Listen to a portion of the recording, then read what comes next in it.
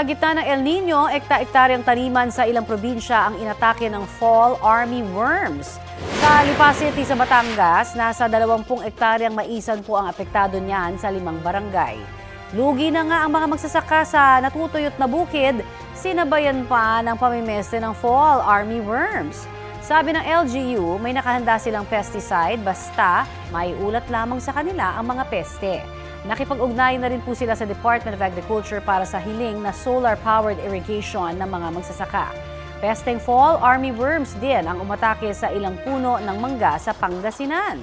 Sa monitoring ng United Pangasinan Mango Farmers, apektado niya ng ilang manggahan sa Calasiao, Mangaldan, San Fabian, Agno, San Carlos City at Alaminos City.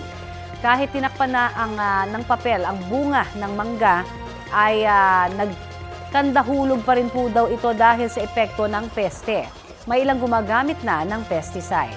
Ayon sa Provincial Agriculture Office, mabilis dumami ang mga pesteng fall army worms kapag mainit ang panahon. Inaalam pa ang kabuang pinsala ng peste sa mga manggahan. Kapuso, para sa mga maiinit na balita, mag-subscribe sa GMA Integrated News sa YouTube.